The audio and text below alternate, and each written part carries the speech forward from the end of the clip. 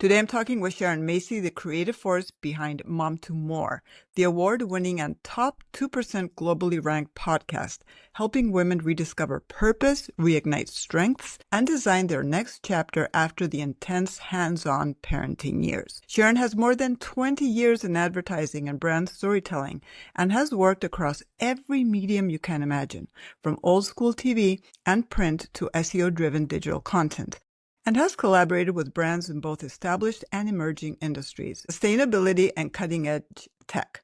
A fun highlight is that she worked with the Reach TV platform during the Sundance Film Festival, creating content to highlight Chef Dance, the exclusive invitation-only culinary event series. Today, we will talk about empty nest life, post-menopause, creativity, dance, fitness, and the many ways Sharon continues to evolve while helping other women do the same. Welcome, Sharon. Thank you, Lorraine. Thank you for such a kind intro. I appreciate that. So what brought us together was that I joined this networking group, and I was asking about other women who were doing cool stuff, and Stephanie Carton referred me to you, and you weren't Oh, even aware that this was happening, right? And no, so I I had no started idea. looking, at your podcast, and I was like, oh, she has this great podcast called Mom to More, and I started listening to a few of your podcast episodes, and I was absolutely hooked. What moved you to create Mom to More? It it was really an evolution, Rain. I had been a stay-at-home mom for almost 20 years. And so often throughout that time, I would say to myself, what am I going to do when I grow up? And the question was not that. It was really, what am I going to do when my kids grow up? And, I tried various things and failed like we always do. And that's life.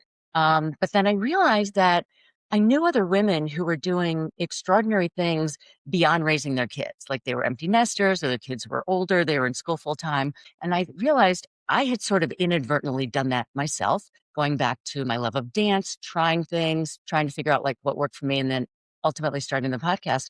And I knew that these stories really needed to be told. Oftentimes no one really knows these incredible mom stories of women who like were in the trenches, raising kids, dialed back their career, and then reemerged with a lot of hard work, I will add, to whatever their next chapter might be, whether it's authors or nonprofit founders or jewelry designers, photographers.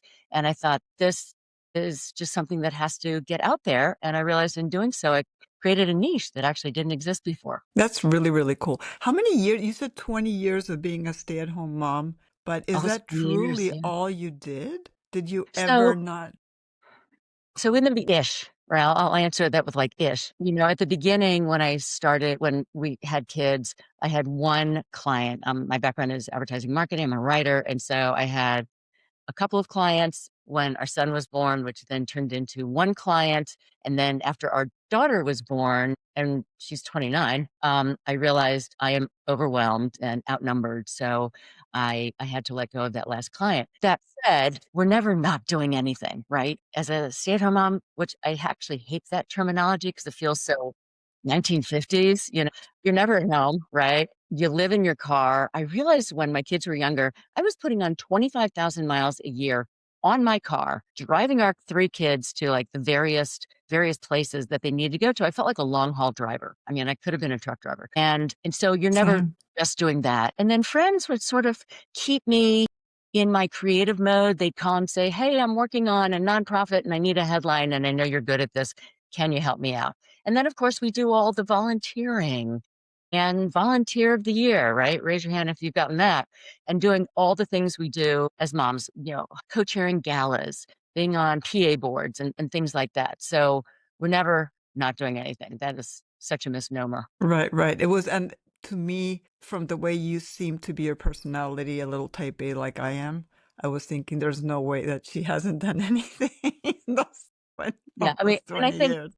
that is something that has to be changed in our society. The fact that you may be dialing back your career and leaning into family life, you are doing so much. I mean, I think of like all the connections I was making with other moms who were doing this. And these are vital connections. I mean, these are kick-ass women Mm-hmm. who've decided, okay, I'm not going to do law for the time being. I'm not going to do, marketing, advertising. I'm not going to do whatever it was that I was PR that I was doing before, but I'm going to take these precious years that are gone so quickly. And I'm going to, be there and do that for my kids.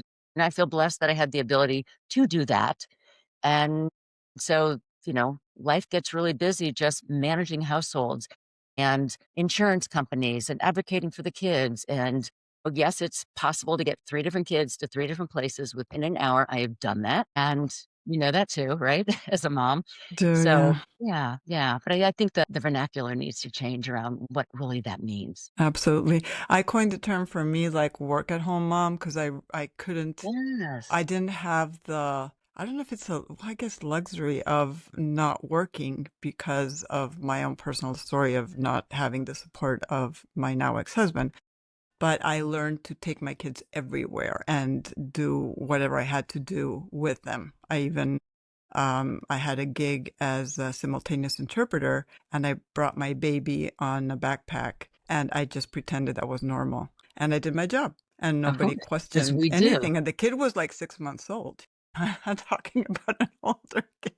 We power through, but I am gonna Yeah. push back on the term that you said of luxury. While it is a blessing, I think, to be able to do that, it is not easy. You Oh, know no, this, no, right? no, no, of course So not. in terms of like luxury connotes to me, oh, you're just like sitting back, it's easy, it's breezy. No, no, no. I mean, it is the hardest job you will ever love, right? And there are times Yes, where you it want is. to pull your hair out, and there are times where you want to scream into your pillow. And I've done that.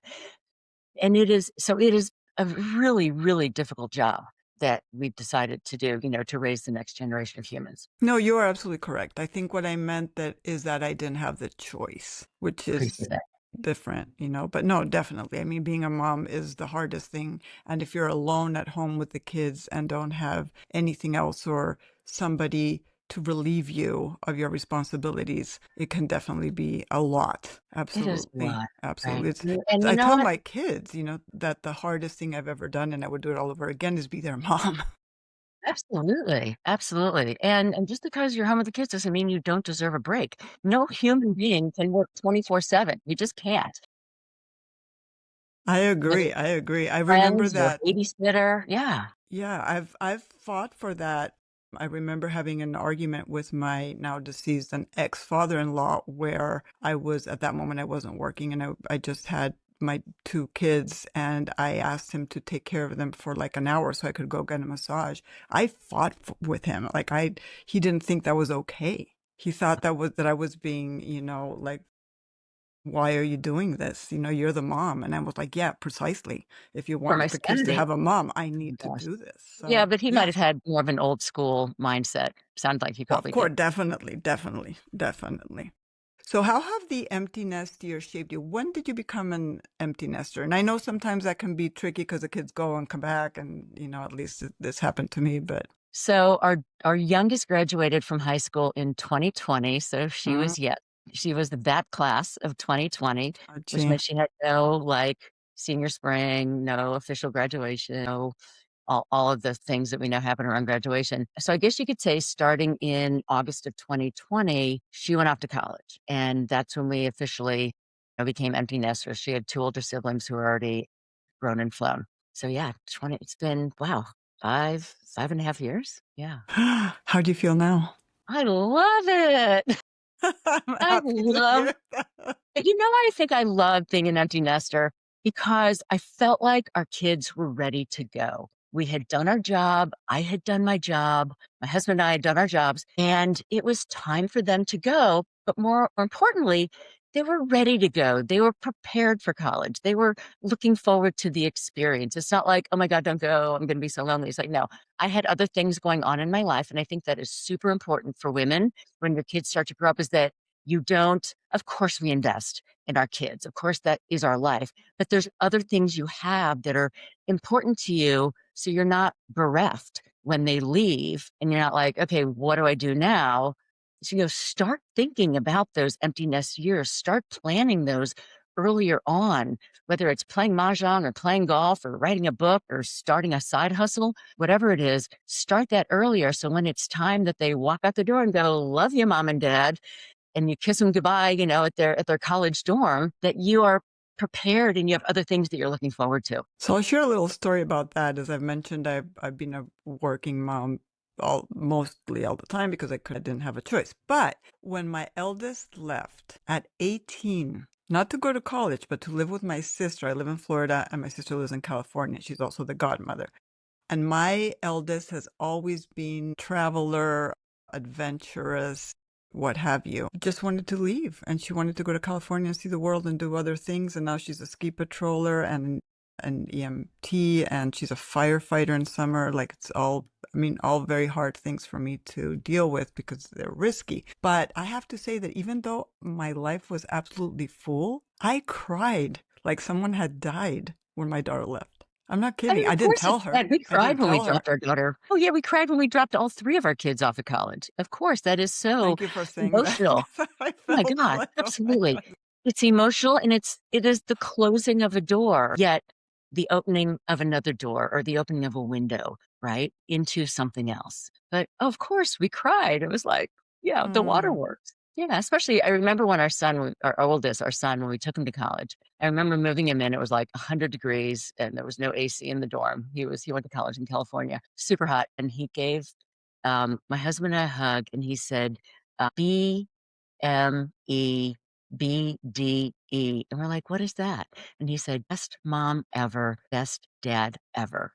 And I'm like, okay, you had me at hello. man, So yeah, it's super emotional, but it's part of the circle of life, right? it It's is. It it's is. part of saying goodbye. Our job is to give our kids wings in whatever ways, whatever form that looks, whether it's being a fighter, going, whatever it is for them, but that's our job. And it's hard It, to admit when you've done a job really well, right? oh boy. I think mine was so young that it was like now that she's almost 25, she even asks me, how did you let me go by myself to Australia at 18? I'm like, because nobody could stop you, that how. That's true. Yeah. But she's done so many cool things. Also, you and I are at a stage in life where we're not only navigating, I have a partial emptiness. My youngest is still at home commuting to college this year, so I still have a few months. But we're also dealing with postmenopause in my case. I'm not Same sure here. where you stand. Okay, so Yeah, postmenopause. So I am. how was it and how is it for you to deal with menopause, postmenopause while dealing with empty nest, etc.? I think it's probably given me a little more space to do that. But when I went through menopause, we still had kids at home. And I had our youngest late.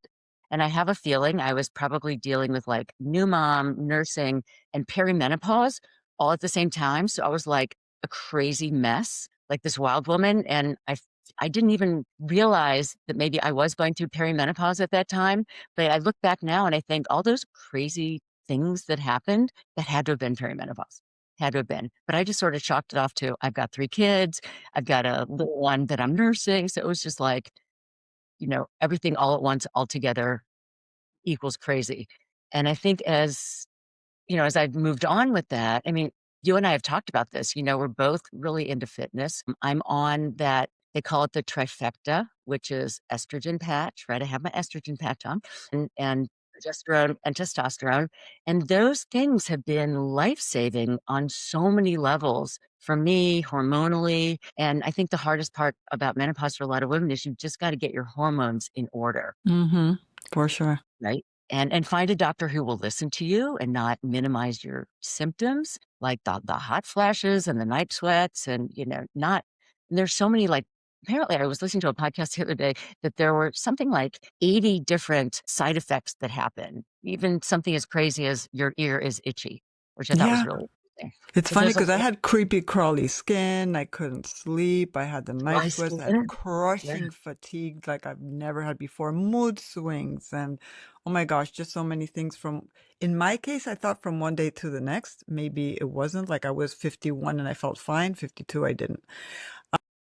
But Mm. also I had my youngest when I was 40. So at 41, I was still, running around with kids and all that. And I didn't really, plus I was going through like a big life change, a divorce at 45 and no money and being on food stamps. So the last thing on my brain was, am I going through perimenopause?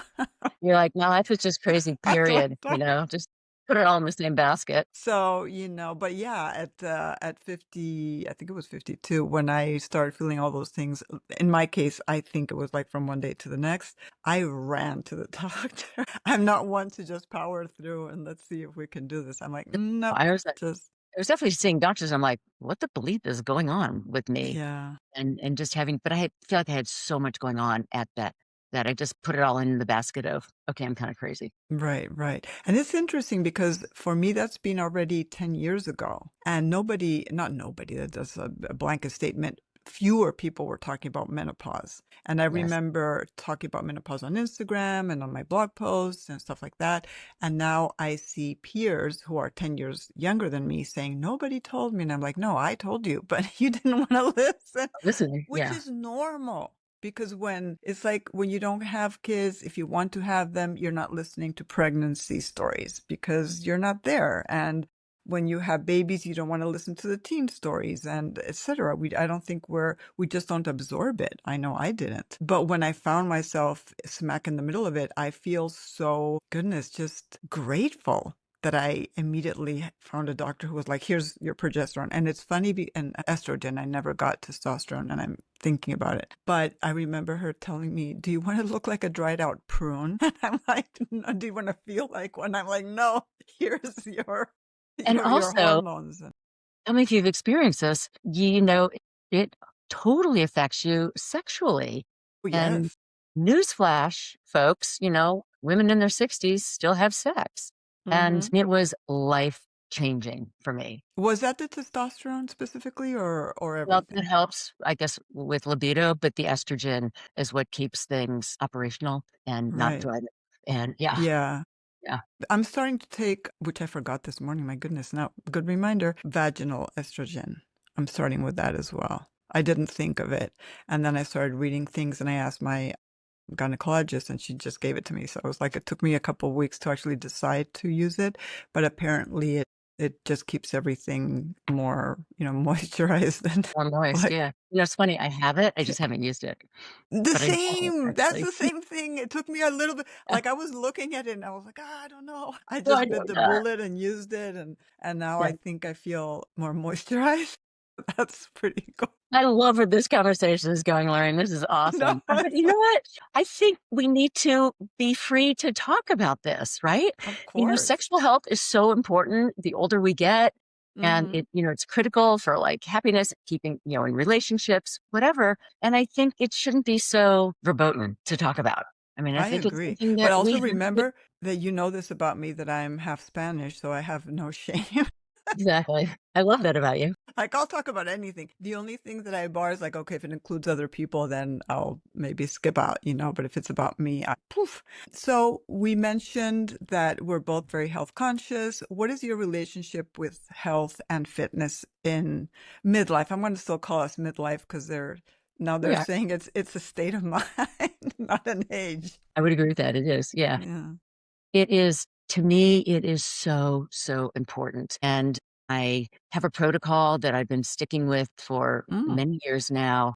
I have a trainer where I do strength training 3 times a week. I do high intensity interval training once or twice, but I also dance, which I know we might get into a little later. So I just really try to stay as active as possible. I eat a certain way, try to sort of again, very much like healthy proteins, fruits, veggies. Every once in a while, I'll do like, a wonderfully home baked sourdough bread or something like that. Mm. But it is, I mean, I believe, and you and I are both, we've posted videos of us working out. We're both in great shape.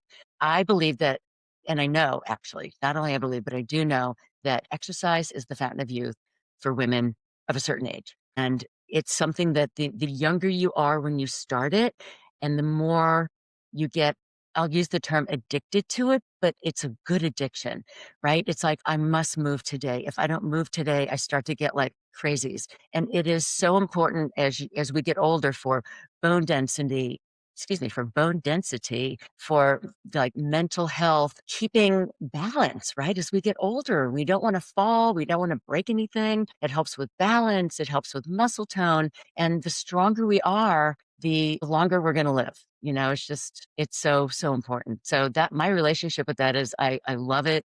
It's a huge part of my life. And same with my husband. Was And it always like that for you both or no? yeah, I think it was really another evolution. It, I remember going to like the Canyon Ranch, I don't know, like 30 years ago, 25 years ago, and starting to learn about, eat this, not that, and exercise. And I've always been a big massage fan, and I really believe in all this Mm. stuff. There is so, so important because if we're depleted, how are we supposed to give to others? And it's really been an evolution. And the more I got into that, the more I started listening to podcasts about health and well-being and people like, Huberman Lab, which I love. They're long, but boy, they're chock full of information and just learning as much as I could about the right way to eat, the right way to exercise, weight bearing exercise as you get older. And I actually lifted, you know what a hex bar is, right? Right. Okay. I lifted 185 pounds last Oh my couple weeks. God. So I'm I like, think you posted about it, right? I did. It was Weren't you? heavy. Didn't you post about it? Yeah, that wasn't quite my trainer looked at that, she's like, "Okay, that was light for you," but, that's 185, and it's heavy, Oh but I man. realized that is so, so important for keeping up bone density, right? We don't wanna become osteoporotic. I think Mm-mm. part of what I am is there's a little osteopenia showing up, but I wanna stop it right there, I don't wanna get worse. So I think that is just really important, and I'm a huge, huge supporter and promoter of it. It's so, so important. So something that happened to me is I've been getting DEXA scans for a while now because I have some things going against me. Like I had a very bad eating disorder when I was young for many years. I'm small boned. Just those two things are enough to put you at risk. So I have a little bit of osteopenia on my hips and my lower back. But interestingly, in the past 2 years, not only did I reverse the osteopenia, it's normal, like my hip is normal. The femur is a little still osteopenic, but the hip, the bone density has increased. And I wasn't even taking calcium or anything. Yeah, So I mama. was very happy. They were like, Yeah, oh, you have osteopenia. And I'm like, yeah, but look at the numbers. They're... they're So I trending. was Yeah. yeah, so I was absolutely excited about that because for a while I was leaning heavily into yoga. Like I've worked out all my life, but just because I'm a bit of a nut. And also my father instilled that in my sister and myself when we were kids. And he was a bit of a pioneer in running and doing all kinds of crazy stuff. And so I was a fitness instructor when I was younger. I think I don't know if it was you or somebody I talked to who was also a fitness instructor. So anyway, like weightlifting has always been in my life, but sometimes not as much as other. And so the long period of doing yoga was great. I was doing body bearing in the sense of lifting my body weight, but I wasn't doing stuff for my hips, let's say, or whatever. So in the past few years after the pandemic, when I went back to the gym, I'm like, man, I can't believe what I'm doing. And the fact that I was able to reverse that, it just made me feel so powerful. It's That's like, wow. extraordinary. Yeah, I mean, I'm holding steady, and maybe going up a little, but, the osteopenic areas are still osteopenic, but I'm holding strong, as they say. Right, But, right. I also wanna say, 'cause I think a lot of women are like, "Oh, I don't wanna do heavy weights because I don't wanna get bulky." That's not gonna happen, right? You're not gonna Mm-mm. turn into the Arnold Schwarzenegger bodybuilder sort of But thing. tell us why, because people don't understand why. It's so hard to get those muscles. I mean, those guys and I mean, women, they have to train a lot and do a lot of oh, stuff to yeah, be like like that. hours a day, and that is I mean, that's not at all what any of us want. I mean, listen, I can lift 175, 185 pounds on a hex bar, and I have really good definition, right? And Mhm. also lose, if you are, maybe if you're a little overweight and that helps to sort of, you can lose a little weight, your definition becomes more obvious. And Mhm. I remember thinking, I think I maybe lost like 5 pounds or something. And I said to my trainer, Mhm. wow, look at the muscles in my arm. She's like, they were always there. They were just a little Yeah. hidden. But that you're not going to bulk up. And if anything, what you're going to do is your back is going to become stronger. Your muscles are going to become stronger. Your abs, like every, every muscle group in your body will benefit from working out with bands, working out with weights. You could start with light weights and you're like 3, 5, 7, 10, and you move up from there. But it's, yeah, I want to make sure women understand that. And probably for guys too, like you're not going to bulk up unless that is your goal and you are Yeah, but multiple hours a day to achieve that. But just, working out with it, weights 3, 4 times a week even, that's not gonna happen. I also think that when women hear, because of course all the podcasts, like when you take out the sound bites, it's like lift heavy, and women think like, well, what does that mean? It's lift Right. heavy for you For you. at Ugh, this 100%. moment. Yeah. So I And you think know what? Heavy when for someone to they be. imagine picking up a truck or something, that's not what you're supposed to be doing. But you want to be able to progress, right? Yes, Start yes. at 5, 8, 10 pounds. And then over time, like, I remember starting light and now, if I'm like doing like 2 arm, I'm like lying back on a ball or a bench, 2 arm, I've got 25, 30 pounds in each Mhm, hand. I never mhm, could do that, but that's mhm, evolved over years. If I do mhm. a farmer carry, I can do 35, 40 pounds per hand, and I should probably be able to do more. But again, it's an evolution. This is not a, oh, go lift lift that 30-pound weight No, and do XYZ. It's going to hurt you. But and any trainer worth their salt is going to know how to build it up in a healthy and appropriate way. absolutely. I remember 2 years ago, I was interviewing Ginny McCall, who is the oldest person to have completed an American Ninja Warrior course, and she's in the Guinness Book of World Records, an amazing woman. And I interviewed her, and I set goals per decade, and I didn't have one for my 60s. For my 40s, it was running a half marathon. I did that. For my 50s, it was doing a freestanding handstand. I did that. And then I tore my rotator cuff, had to recover. And then I didn't have one for my 60s. I'm like, what is it going to be? And when she told me that she had done her first pull up ever at 63 and I was 60 at the time, I'm like, I think you just gave me my next goal. And even with my shoulders all messed up and little by little, I was like, I'm never going to do this. I really thought I would never do it. And now I can do 3 pull ups, full pull ups, military style pull ups, and I'm going for 5. And in my brain, sometimes I go to the gym, and like yesterday was there, and I'm like, why can I only do 3? Why can't I do 5 already? I'm like, wait a minute. Most people your age cannot do that. And then do Most it. people of any age cannot do You can't that. even hang from the So bar. Yeah. exactly. So give yourself credit. You still have the injury. It's just like, made all my other muscles stronger so they can support that load. But I have to understand that I need to train in the body that I am in today. And sometimes I can lift a lot. Now I have a little tendonitis in my shoulders, both of them. So I need to watch out and accommodate. Like I was Yeah. lifting way too heavy over my head, and that was fine for my legs, but not for my arms. So Right. it takes a little bit of, to me right now, it's an art.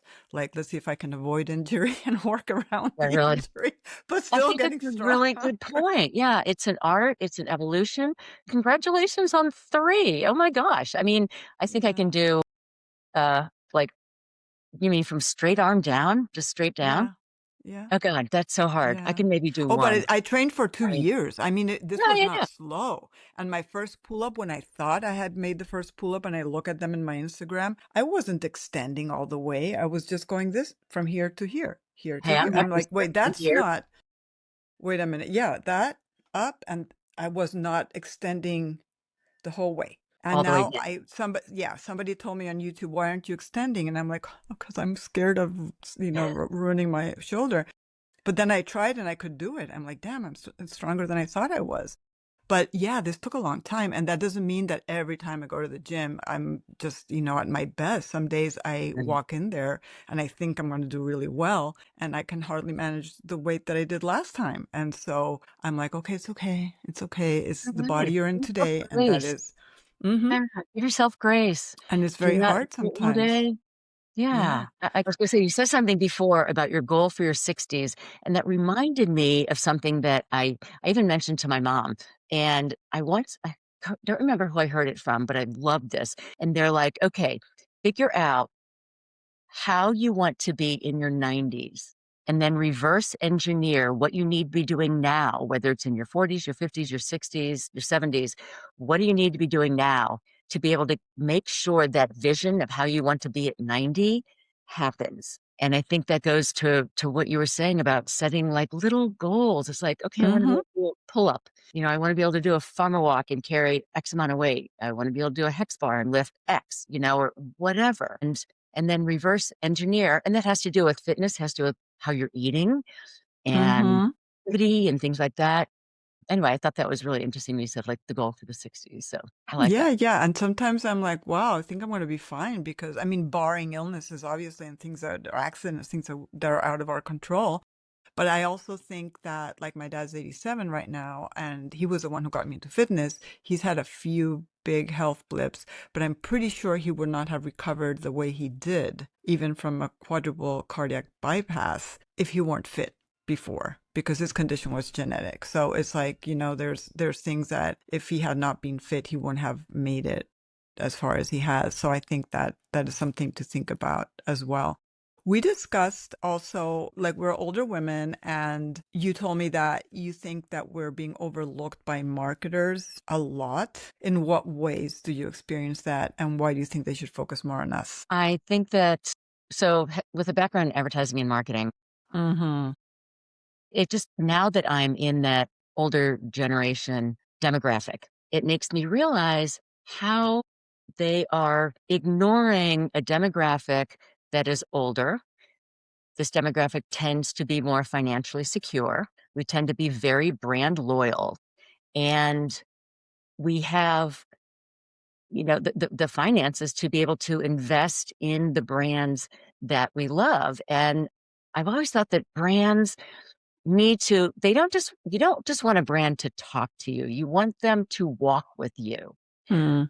and to be alongside you and not to put up visions or ideas of what they think someone in our age category is or might be, but rather really explore all of the extraordinary things that women in our demographic, right? Let's call it 60 plus, are achieving now, and bring that into the brand, whether it's clothing or it's insurance or it's an automobile or whatever. And I think, going with experience, like even our younger kids, like our younger kids who are in their 20s and 30s, they're really into experiences. And I think that is something that goes through the ages.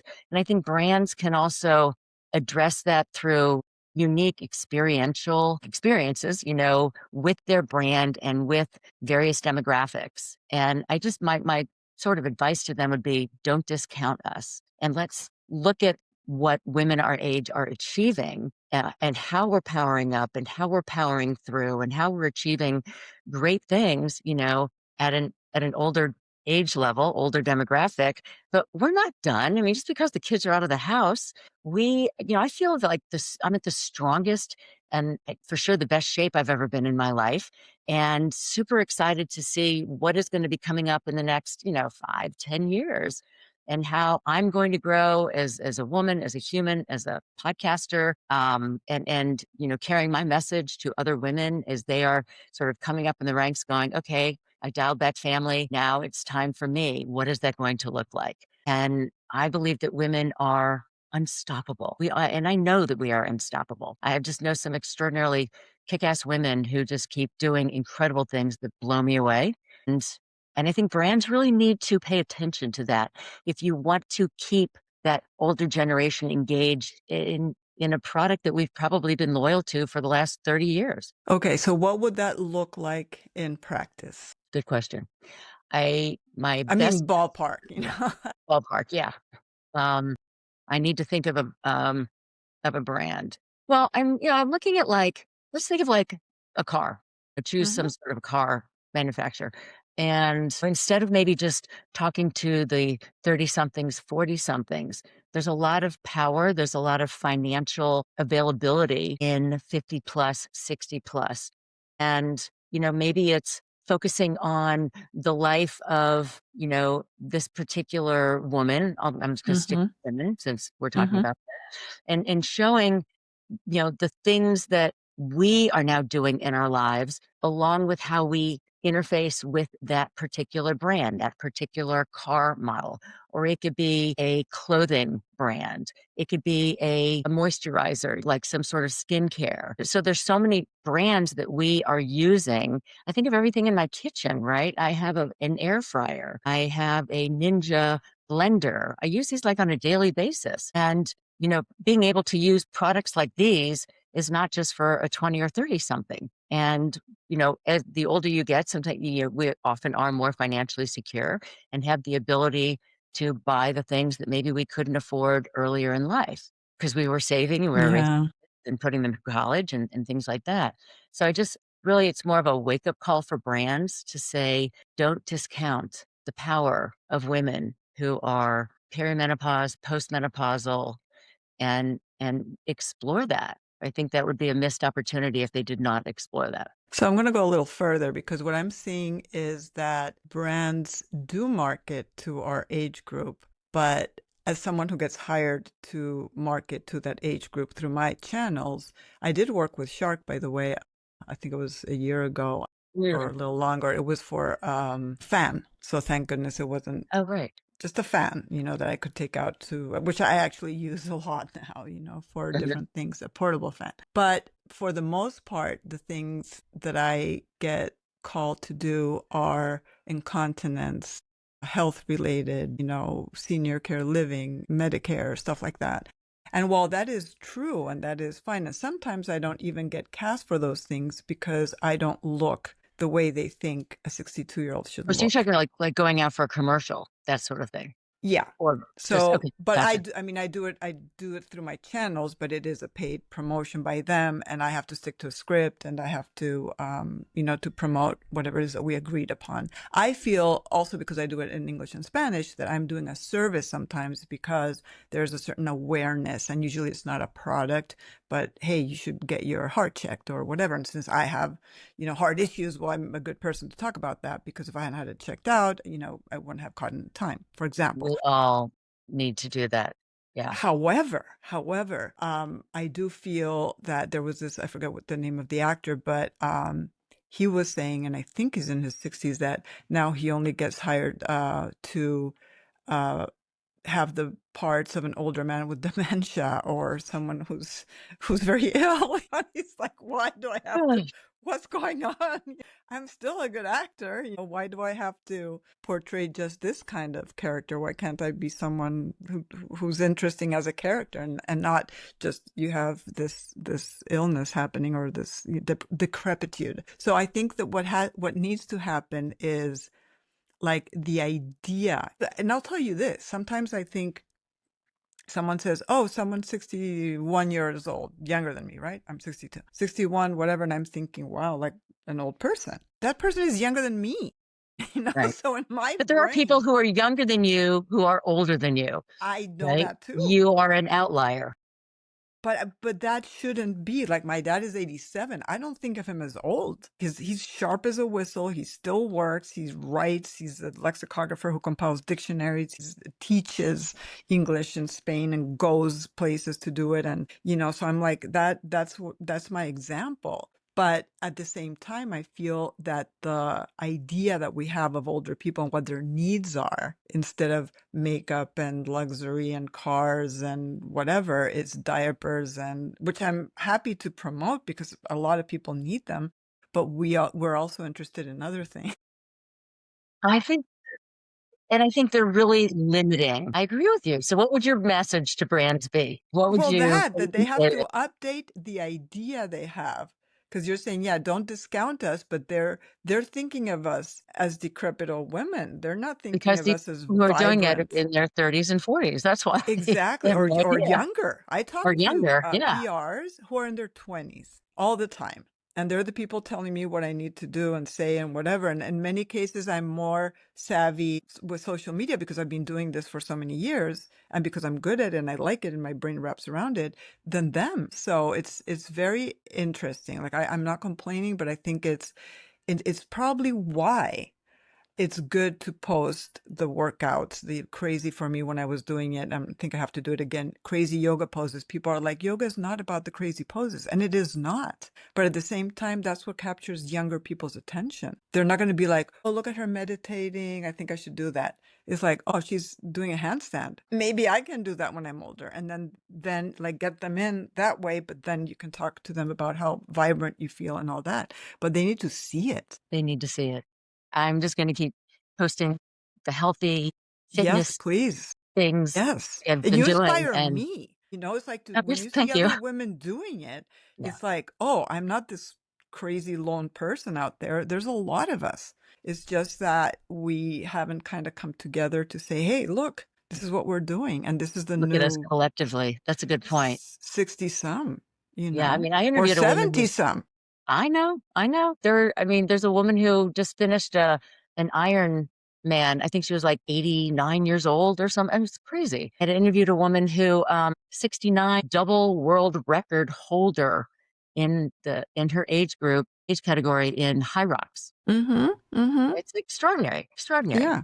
But as you said, we can't be the outliers. We have to find the other women who are not posting online, but I see them at the gym. Maybe I should stop them and say, "Excuse me, are you?" I don't know how to go about that because it can also be insulting, like, "Are you over 50?" And maybe Right. they're younger. But I'd really like to be able to push that narrative out that, well, not a narrative, the reality that, so there's the two things that you're saying, that we need to get marketers to realize that, yes, older women are important, but also, hey, we're not who you think we are. Exactly. They have a massive misconception about who we are, what we're capable of, how strong we are, Yeah. how resilient and gritty and determined and focused and powerful we are. Brands need to get that message, quite frankly. Yeah, and we're not done yet. We're still doing things. Mhm. And, last year I was hired. That was a very cool thing for a adventure travel company. They paid me and invited me on this trip and paid me for the content and all that. And it was right up my alley because it was all physical. And I was like, how cool. How I didn't fun get is that? invited Yeah, to promote an old folks home, which is great. These right. places need to exist, but there's also this other part. So I agree with that's you. I love that. yeah, Let's keep I doing love that. that yeah. So Yeah. about movement dance, we already talked about fitness, but we both have, it's funny because I felt I was very old starting dance at 23 because they didn't let me finish ballet classes. Well, not because my parents couldn't afford it, so it's not like they didn't let me. It was couldn't pay for it.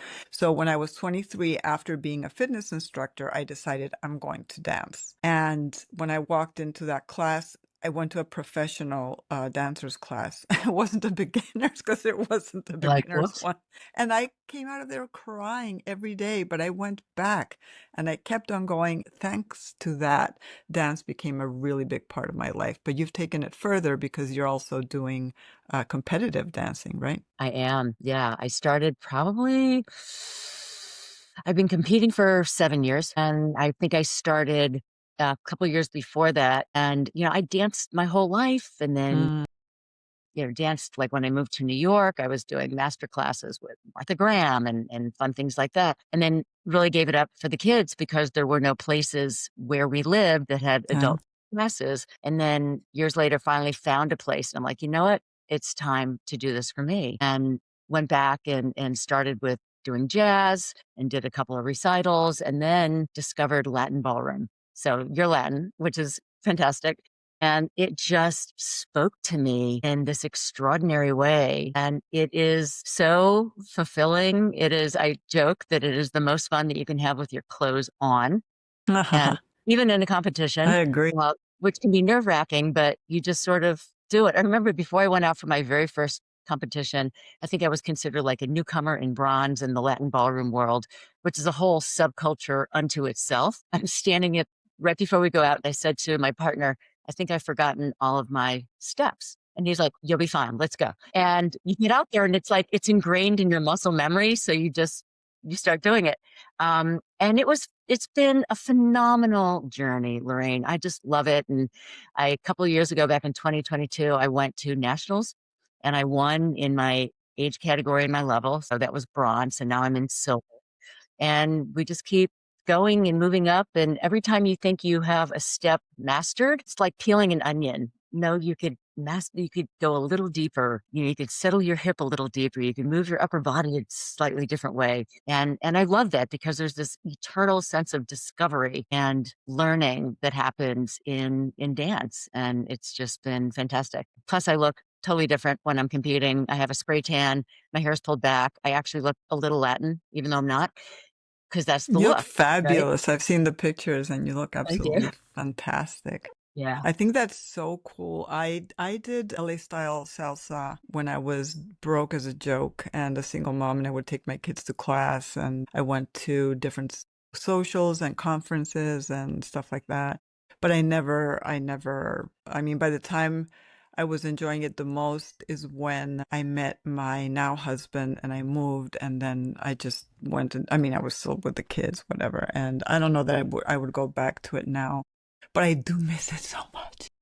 I have to say, And even if do it's it. going to maybe, I don't know. Every It's time I so like fun. when I did have trouble finding like an adult class where I live, like jazz, like did you ever go to Steps on Broadway? Take Did classes not. there in New York? No. Well, I went all the way from Spain with a friend who was a professional dancer when I was, I think it was 31, and we spent a month in New York. And back then, I had just published a couple books, and I went to see, I don't know, talk to editors, and it was a very fun time. And we went to Steps on Broadway every day and took different classes. It was so much fun. Um, I don't know. I just do too many things. I just adopted a dog 5 months ago, and I'm all into training him and doing this. And I do improv, and I do acting, and I do sketch writing, and I mean, there's so Even much up on your stuff I do. So I was like, can I do one more thing? no. So dancing, I think, is especially great because you socialize. Mhm. When you're dancing with a partner, you have to be so in tune with that person and with the Right. touch and with the let yourself be led. And as a woman, Exactly. sometimes that can be hard because Yes, I know. especially nowadays, Sometimes he'll it's say to like, me, "You're leading me." I'm like, "I'm so yeah, sorry." right. If I dance with someone who can't dance, I'm helping them lead me, and that never ends well. It doesn't work. And My my husband had husband. actually been taking classes and he's been learning how to lead. So I give him grace when he does that. But it's been super fun to do that with him. But it's a whole, with my dance partner who is a professional dancer. That's a joy. That is it. I mean, just the ability for him to lead me. He does a really small motion. I know exactly what I'm supposed to do. It's crazy. Exactly. Why would you tell other women that they should try dance if it calls to them, obviously? Oh my gosh. Well, I'd say if anything calls to you, you try it. You give it a shot. Go for it. Because you don't know how good you're going to be at something or even if you're going to like it until you try it. Right. So if you try something and then you like it, then you're like, wait, I want to keep doing this. And then you never know how good you're going to be at something until you really give it a shot. So I'd say, whatever it may be, just go for it. Absolutely. I feel the same way. And I find it interesting that people say, yeah, but I'm bad at it. Well, yeah, that's the whole point. I even thought, and I don't know if I will still do it at some point, I have a terrible voice. I cannot sing, but I want to take classes because all my life I have wanted to sing. And at least I have one kid who is big on singing and playing the piano and instruments and all that. At least my kid said, Mom, you're not tone deaf. And that kind of gave me some confidence. That is nice. Because Yeah. kids are So I our biggest, thought, I mean, yeah. they'll tell you the truth. That's for sure. Yeah, yeah. Yeah. So I mean, just to at least take classes, and I might actually sign up next month to musical improv, because that if you can't sing, it doesn't matter. You just have to own whatever you're doing, and improv and acting have helped me a lot with so much from life to And you know what? I think in life, whether you're talking a reinvention or trying something new, we have to own it. yeah, I that's think it. That's that's it. really correct. We have to own it so we live it and we are it. And I think that's so important. And also point out that when I discovered Latin ballroom, I had no idea what I was doing. No idea. Yeah, And I jumped into classes that were over my head and I'm like, what the F am I doing? What am I doing here? yeah. But and then I started doing private lessons and inch by inch, literally, centimeter by centimeter, you start learning and you learn the choreography and you're learning how to move your body in a different way. And it just, for me, I'm just going to keep doing this until I'm, not standing anymore. So Till the wheels fall off. till the I love wheels that fall off. expression. So what's inspiring what's inspiring you right now? And what do you have like I don't even know what I'm going to do next month. Things happen in my life where suddenly I'm doing this or that. And are you the kind of person who plans and has some kind of goal? So I plan to a degree. I Mhm. have goals that Mhm. I want to achieve this upcoming year, which includes things like, um, getting more sponsors for my show.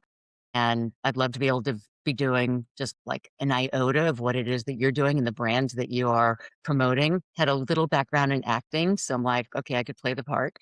So that is something that's one of my goals. I want to grow my podcast. I want to keep Mhm. growing leadership. I want to get more women to realize, wow, even though I dialed it back for 15 years, to raise my kids or 10 years or whatever, there is so much out there that I am capable of. And I want women to internalize that. So really those are my goals for the year and try to keep um I won an award last year. The show is an award-winning podcast, which I was so proud of. Entering more award shows and seeing what happens there. And and just really moving the podcast forward, moving the brand forward and engaging with as many women as I can with this message of yes, you can, right? You're Yes, you not done yet. Yes, you can. And I want women to really believe that because so often we are, I feel like I could do it, but I'm not ready yet. You become more ready the moment you start to take that first step. I And agree. the momentum creates the readiness, not the other way around. So you need to believe in yourself because, my God, you've already done the hardest job on the planet. You have raised the next generation of humans. You can do freaking anything. I believe that with all my heart. And I know that. I see women doing incredible things. You just have to believe in yourself, take that leap of faith, and start taking those baby steps forward. I would say that for someone who doesn't believe in themselves, to let others believe in you and push Mm. you. Because I know that when I was a single mom on food stamps, sometimes I didn't know that I was going to be able to get out of that. And because other people believed in me, I was like, I have to prove them right. That's powerful. But I I was mean, very that's so scared. powerful. But also tell your kids, tell your significant other, tell your friends what you want to do and say, push me. Like Yep. be there, like be behind me and Yep. help and push me. If I lag or if I feel like I'm lazy or if I feel like I don't trust myself, just, slap me upside the head and go, no, you can do this. Go do it. Absolutely. Well, thank you, Sharon. It's been a delight. I could talk to you for 5 million hours. I And know. It's so please tell lovely. people where they can find you, which I'm sure if they Google your name, they'll find you anyway. But Thank you for that.